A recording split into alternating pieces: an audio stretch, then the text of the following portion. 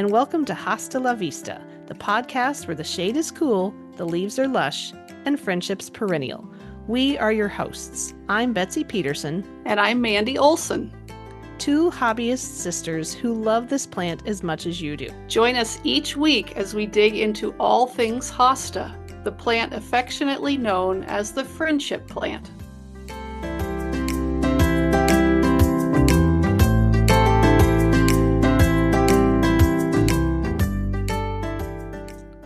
Welcome back, listeners.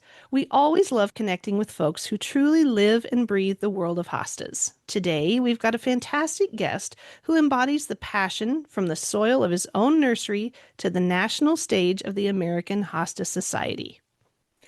That's right. Our guest isn't just a familiar face to anyone who's visited his fantastic nursery. He's now steering the ship for the hosta enthusiasts across the entire country. He brings a unique blend of hands-on growing experience and a deep commitment to the future of the friendship plant. It's a real treat to sit down with someone who balances the daily rhythms of nursery life with the strategic vision required to lead a major national organization. He brings a unique perspective, combining the ground-level reality of growing with the broader mission of the American Hosta Society. We're absolutely thrilled to introduce the owner of Cochato Nursery and the new president of the American Hosta Society, Chuck Doughty. Welcome, Chuck. Hello, everyone. Thanks very much for having me. Oh, of course. It is a pleasure to have you join us on Hosta la Vista. Let's start at the beginning. What first drew you to hostas personally? Well, I want to start a little sooner than that. I've had a lifelong love of plants. It started when I was quite young with a cactus collection on the windowsill, to a wildflower garden, to a vegetable garden, and everything in between. I went to school for horticulture, college and all, and really enjoyed it. And then, hostas were something that was just a green plant that was almost a convenience because they were hard to kill. Everybody seemed to have the green ones and all. And when I first saw Francis Williams, I was hooked for the first time. So that led into the development of our nursery, and it's such an easy crop to grow, maintain, show, talk about, get excited about, and all those things. So I'm very much a hosta proponent. Francis Williams has been around for a long, long time. And I recently had a privilege of seeing a huge, very mature clump that was probably, I'm going to guess 30, maybe 40 years old. And I know exactly what you mean. That plant was spectacular, and you can spot it off from a distance and it just catches your eye. And boy, I'm wondering how many other people out there had their first experience very similar to you with that plant. Well, very cool. We lost a beloved pet some years back, fairly long time ago now. And that was what we planted on that cat's grave, was a Francis Williams. So it's been there. I've never divided it, never planned to. And it is just fantastic with its variegated foliage, its seersuckering, its the size of the leaves when it's has those near white flowers. It's just amazing. So it's a hosta that's near and dear to my heart. Yeah, definitely. So was this before you started your nursery then, or was the nursery always kind of a part of things and it just grew? Well, the nursery was started 35 years ago, and it grew into to what it is today by my wife and I, and we run it as a seasonal business, but it's always on our minds. We're always looking at catalogs or reading about it and all. So it grew into what it is now, but it was something that developed fairly slowly. And the thing we're most excited about, of course, is our display gardens, where we can show people what full-grown plants look like and plant them with companion plants. So it is truly a garden, and the combination of the nursery and the display garden, I think, makes for a very interesting property. Wow. I saw some pictures online, and the ones that I saw, I thought, well, this is number one, a labor of love. I can just tell. And number two, it's gorgeous, just gorgeous. It really is. Yeah. I wish I lived a lot closer so I could come see it. I wished you lived closer so you could come and help weed. No kidding. That's a huge task. Well, okay, so it started 35 years ago. What were some of the early challenges or the triumphs that you faced in building what has become such a respected name in the hosta world? Well, we live in an 1820 house, and all the nursery is behind the house. We have very little frontage. So there's not much room for displays or a big sign or anything like that. And we really never wanted one. We consider ourselves a niche kind of a nursery where we not only do we have hosta, but we have other companion plants, a lot of shade garden things. And we kind of have here what we like. We like dwarf conifers and we like succulents, not only hosta, but hosta by far is the thing that we concentrate and it's the thing we're known for the most. Very neat. Very cool. Okay, Mandy, are you ready? Yeah. Okay. Okay. Well, Chuck, congratulations on becoming the new president of the American Hosta Society. That's a significant role. How did this opportunity come about, and what was your initial reaction or thoughts on taking on such a big responsibility? Well, I was kind of overwhelmed when I was asked if I'd be interested in the role, and I really had to think about it because it just is something that needs to be taken very seriously, obviously, and it's something that does take time. And I needed my wife to say, "Oh, that's a good idea," or "What are you kidding me?" or whatever she was going to say. And she was very supportive. And I just saw an opportunity once again to have a whole different role from what I've had in the past, just as a proponent, but actually be somewhat of a policymaker or kind of see the Hosta Society like into the next decade or that. Sure. So Sure. I was and quite humbled, Yeah, but by that's it great. as well. I bet. Yeah. Well, as you step into this new leadership position, what are some of the key goals or accomplishments that you're hoping to achieve during your term?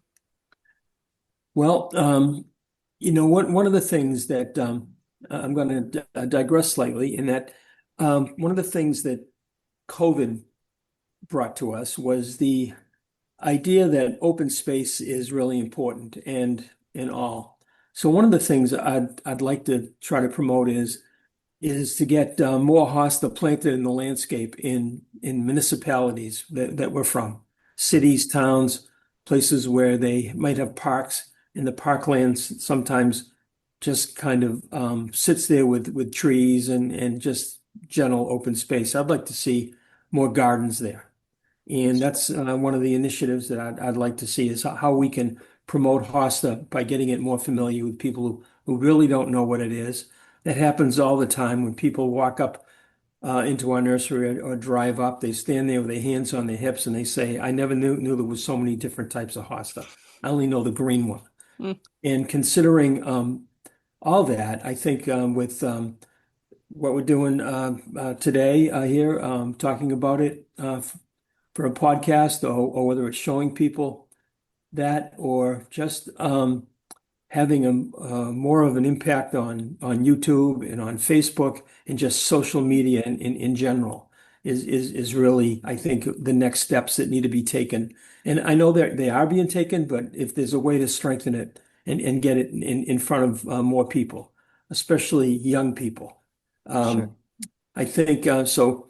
My sister-in-law is a school teacher, and we've donated plants for a native plant garden as well as things like hostas and other exotic plants Oh, to have around their school as well. Just trying to get school kids to get excited that's a about great plants. idea. Mm. I love Wow. that. I love every bit of Yeah. that. That's Yeah. amazing. And I'm with you. I was just showing my garden to somebody yesterday in the neighborhood, and they said, I didn't know they came in any other color except green. Yeah. Yeah, So, yeah. so I know exactly how you feel. And Yeah. I, as a teacher myself, I think it's wonderful that you're able to get, some plants into the environments where these kids are going to see them on a regular basis. Because I think that's part of the key is being able to see if you're not exposed to it, you don't know it's out there. But Yeah. if you see it every single day when you're swinging on the swings, well, it just becomes a normal thing. Yeah, So, correct. yeah. And I Yeah. love the idea of a bigger presence on social media. Don't you, Mhm. Mandy? I do. Yeah. I mean, I think at least for us, a lot of the way we get started is, well, what can I find online? What can I find on YouTube? What can I find, scrolling through my phone? So that's a fantastic way to get people interested. Sure. What's truly important to you in this role for the future of the AHS and the Hosta community? Well, I think another issue is trying to get more members. How we can really increase the membership. I think that the more people we have out there that are excited about it, the more inroads and the more exciting it's going to be for others. So I think that is something that really needs to be pushed. And I know as a member of the New England Hosta Society, and New England's a fairly big place when you group all the Mm-hmm. states together. When Yeah. when I was in Texas recently, and I think New England could fit into Texas Yeah. several times. I think it could. Yeah. So, but still, to get people to come to meetings or even offer more Zoom meetings, and I know it's much better to have a big group of people in a hall or in a function site where you get a lot of people, a lot of enthusiasm, but we need to be able to reach out to more Hmm. people Mm-hmm. and the meetings, like I say, they're important, but a bigger audience would really be helpful. And the other is to maybe through the National Garden Federation or somebody like that. I do a lot of speaking to garden clubs, and I go to some garden clubs that are very enthusiastic with a lot of young people there, and they're excited. And even to hear me speak, there was a lot of people in the room. So, Hmm. so then I do some other garden clubs, and the people are either my age or older, and they really need some young people to make it more vibrant because Mm-hmm. things like volunteerism is really big with garden clubs, but it's hard to get volunteers if the people can't even work in their own yard Yeah. because of their age and their condition. So I Yeah. think to try to get more young people involved and make it more of a civic activity would be nice and take pride in your town and pride in your garden club. I think Yeah. that's great. Yeah. So, what do you see as some of the biggest opportunities or challenges facing the AHS and the broader hosta world right now? Well, I think some of it's availability of of hostas. I Yeah. know there is a lot of hostas that come out of some big nurseries and have tissue culture propagation labs and so forth. But an awful lot of the hostas that we sell here, I have to dig and hand divide, Mm. especially some of the old cultivars, which I think are some of them hardy and most durable. Sometimes hostas through big box stores aren't reliable because of disease or just lack of interest. I look at big box stores and sometimes I see 10 cultivars there. Mm. Very, very few. So I think sometimes having local nurseries would have more types of hostas, cultivars, and maybe they're a lot more reliable because of how they grow themselves and how they propagate plants and who they buy them from and all. Yeah. So I think that's one of the problems within the industry. I'd agree with that. Yeah, I'm noticing that I can only really get any unique varieties online, and a lot of them are, from states completely way far away from where I am. So, they're going to be sitting in a box for a week, and you know, sometimes it takes a good year to recover from that. I've noticed. So, Mm. yeah, having more variety locally would be wonderful. Yeah. It would be. I don't know if it's possible. The way property values have gone in some areas and just the fewer locally owned nurseries. So while we should really support those. And mail order is still a way of getting plants and getting unique things. Hmm. And so I Yeah. don't want to criticize them. And a lot of the companies that do mail order are surefine companies, but Oh, they are. but Yeah. you're right. The timing. how long it sits in a box, and Yeah. the packaging that's done to keep them fresh when you get them are all parts of that big picture. Yeah. Well, all right, Chuck, it's time for a little fun game we call Finish the Rhyme. Mandy and I will lead you through a four-line stanza about a hosta, and it's your turn to try and complete that rhyme with the hosta's name. Are you ready? Sure. I'm ready. Okay, here's the first one. With bumps and warts, a textured coat, a unique green from root to moat. It leaps and grows a verdant note. This bumpy beauty is... Frog in my throat. Good job. That's Good a brand job. new one. The Yeah. moat was the best clue. Oh. The word Yeah. moat. All right, the next one. Its misty leaves are ghosted, logged, with streaks that drift like morning bog. A silver blur through shaded slog. You've stumbled upon. Elegant fog. Very good. You Thank got you. it. Do I win a prize like a hat or anything? We should, Betsy. That'd be I awesome. know, right? Like Yeah. something. All right.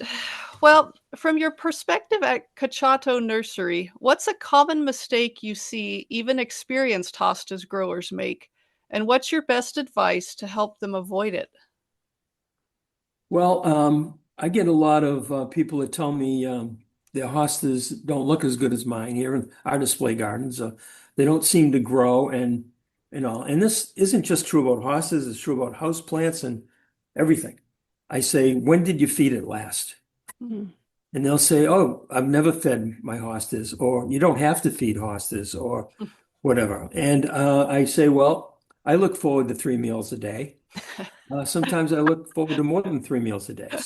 So everything needs nutrition.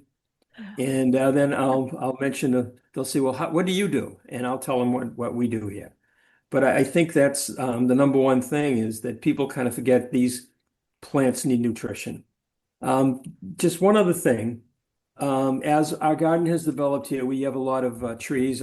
We love trees and a lot of Japanese maples and all kinds of trees in our display garden is root competition from trees, especially maple type trees, Mhm. um, and some others too. But they think their hostas are failing and all that. And we show them and talk about maybe some alternatives that need to be planted along with the hostas to help fill up the garden with other plants. It'll help at least take some of the sting out of the root competition. Hmm, Well, like what? interesting. Well, one of the things we hear a lot, people come into our nursery and what do you have for native plants? And back 35 years ago, we started as a native plant nursery, and it was part of our name, Cochato Native Plant Nursery. Hmm. And we didn't sell a lot of native plants, but people would walk out usually with hostas or some other kind of exotic plant when they left. So I've been trying to work more native plants into our garden, and it's easy to do. And we use a lot of carex, like carex, the Appalachian carex or the Pennsylvania sedge, Mhm. um, things like that, and Solomon seal, some and things like Christmas fern, other types of ferns. And also it just contrasts so well with hostas. I think hostas is the greatest companion plant of all time because it goes with everything. Um, Yes. Whether it's in the shade, there are cultivars that do okay in the sun uh, with soil improvement and maybe some irrigation. But I was at a garden. We just had our New England barbecue, summer barbecue recently at someone's house, and their gardens were right out of a magazine, just so magazine worthy. And they had great hostas. They also had great lilies and ferns and monarda and all kinds of other things in their gardens. It was so colorful. Hummingbirds were flying all Oh, around, oh, and it was just like the perfect space. And yeah. so I think uh, that's the way to do some of this is start mixing things up a little bit. Plant Yeah, all kinds of hostas, but other plants should be included too. So, I can I agree. ask real quick, how does adding those other plants help with the root competition? Well, things like they're not well. they don't stop roots from developing on maple trees or anything like that, but they are plants that will grow in dry conditions once established. They have a beautiful color green. They're a texture like a grass blade, like sedges would be. And sometimes you just can't get things like hostas to flourish in those locations where there's a lot of roots. Mm. So those other plants will fill up those spaces and fill up those voids. And as we all know, the more leaf you have in a garden, the less foot candles hit the ground and the less weeds develop. Mhm. So if you can use some strategies with things that maybe aren't as showy as hosta or as tropical looking, but certainly have a value in the garden to take up some of those locations where the roots have overwhelmed other plants. Mm. That's interesting. Yes, very smart. Thank you. Well, I want to go back just slightly. I want to hear how you feed your hostas. Well, early spring, before any growth is initiated in the garden, I take a small handheld spreader and I use 10-10-10. Okay. And I just go through the garden spreading 10-10-10-10 through the garden. Now, I used to put 10-10-10 in a bucket and go around and fertilize every plant in the garden by hand. Hmm. Until one day I couldn't stand up very well and I decided, maybe you ought to reconsider how you're doing this. Yep. So I hear that's what you. I do. And that gives them a real quick growth. And also because it is a chemical fertilizer, so people try to do all organics, but organics work after there's microbial activity in the soil, and the soil has to heat up in order for that microbial activity to take place. So after that, and this is just a light 10-10, I don't go heavy on anything. After that, I go through when the soil is warmed up, I use an organic fertilizer, and the one that I use is called Plant Tone. Okay. And I go around with Plant Tone, and there's some plants that really don't need it, and then there's plants that do. So that's kind of a selective process. Okay. And then if I have something that's really struggling, I either use fish emulsion or I use sometimes Super Thrive. Oh. I Oh, use Super Thrive if I have something, because Super Thrive is just vitamins. Super Oh. Thrive is not a fertilizer. Huh. So sometimes you just need some vitamins. And when you open up the top of it, it smells like a one-a-day multiple vitamin. It doesn't. oh, Oh, really? So yeah, it Huh. smells. So anyway, I've found it to be valuable if there's something you really try to nurse along. And just like when we're sick, we don't feel like eating a steak. Yeah. yeah. And so that's what I do. Interesting. Yeah, I'd heard about the fish emulsion, but I'd also heard that raccoons like that and they're attracted and they might start digging around your hostas. Have you ever encountered that? I have not. We have raccoons here. I have not. Okay. And That's it's good. just I put a capful in like a gallon of water. Okay. And so it's not a lot. And but I've never had that issue. Okay, good. Good. All right. Well, beyond the traditional uses, how do you see hostas being incorporated into landscapes or even indoor spaces in new and exciting ways? Well, the only indoor ones I see are the ones that are made out of polyester, Yeah. and they kind of in a way look like hosta um, Francie, but not totally. So I really don't know about hostas indoors, Yeah. other than just as a temporary display when you need some foliage. Although, the foliage, if you're doing a flower arrangement, the foliage lasts for a long time, whether it's a filler or just an arrangement of just hosta leaves. Yeah. It's And pretty, isn't it? as far as hostas in the landscape, I think hostas are great in containers. And I have some hostas in our garden here that I've had in containers for 12 years. I've never changed the soil. The hostas look great. Wow. And I've had them in companion plants with Japanese maples in containers or just by themselves. Wow. And I think that as long as the soil volume is decent enough, that they really make great container plants. So there's That's great. some places like, for instance, like a store that has the right kind of facing. If they face west, it might not be the best idea, but if it face north or east, just as a greeting or a just a container out there to welcome people into their establishment. Hostas would be great, low maintenance then. they probably need a gallon of water or two a week, and so that's where I think hostas aren't used often enough. Do you find any problems overwintering them in pots? No, all I do is lay them on their side, Do you? Okay. and that's all That's I do. I don't cover them, oh, and we don't have reliable snow cover here in the part of Massachusetts where we are, yeah. or in New England. We haven't had much snow in the past few winters, and so with a reliable snow cover, maybe you wouldn't have to. But I just lay them on their side, or if I can't lay them on the side like the Japanese maple, I just move them up against a fence or a wall of our house or something. Okay. And I very rarely ever lose one. That's great. That's good to know. Yeah, it is. All right. Well, when you're looking to add new cultivars to your nursery, what criteria do you look for? Well, something that I look for cultivars that have thick leaves, thick corrugated leaves. Like many parts of the country, we have a rabbit problem. Yeah. Sometimes people call them bunnies. I don't call them bunnies anymore. In fact, I have a few other names for them, but let's just call them rabbits. Rabbits are animals too, and they're certainly part of our food chain and our wildlife, so they are important. But the thicker the leaves, in my opinion, the less they are to be eaten by rabbits. hmm And so that's what I look for. I look for, the like in blues, I look for the blues. I look for bright colors, but I think horses that are very durable and hardy with those thick leaves are the ones that I'm most excited about when they come on the market. Yeah. Me too. We've talked to so many people that have said, if it doesn't have a thick leaf, I don't want it in my garden. Yeah. Yeah. Yeah. Well, Chuck, you have shared so much wisdom, and now it's time for our rapid fire segment called This or That. We'll give you two hosta related choices, and you just tell us the first one that comes to mind. No overthinking. Are you ready? Sure. All right, here we go.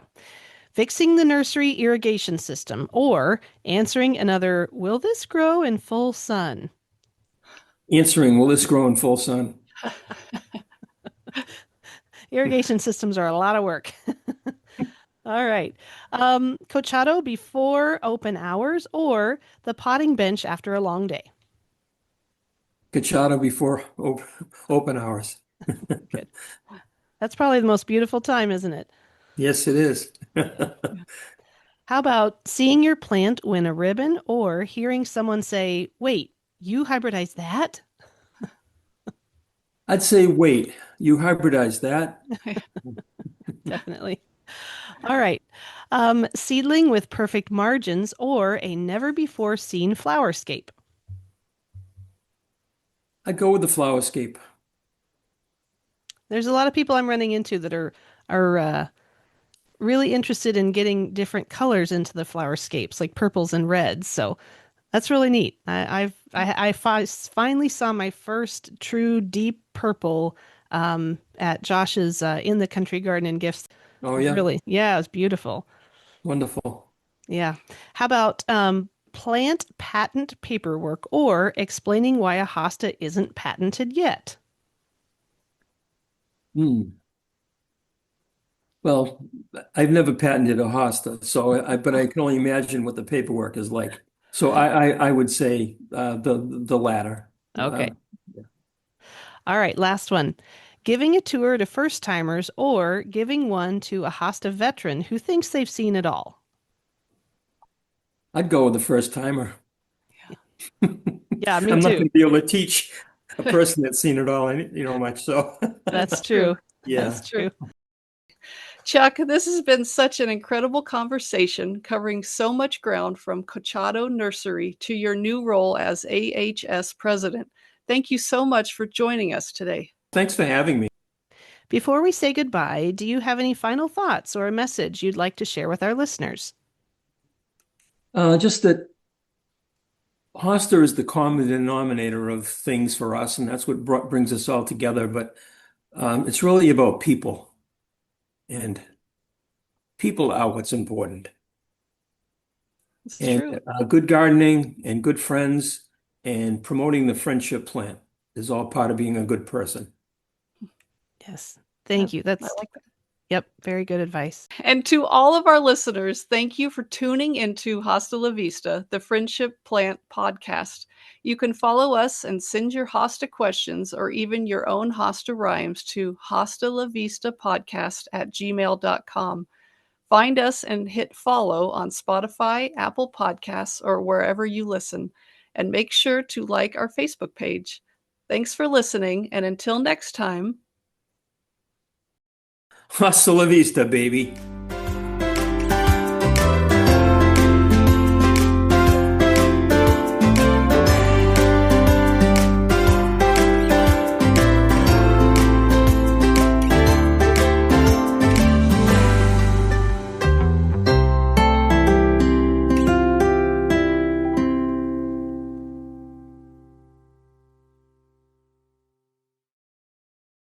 Well, thanks for having me. This has been a lot of fun, and I can't believe how quickly 45 minutes went by.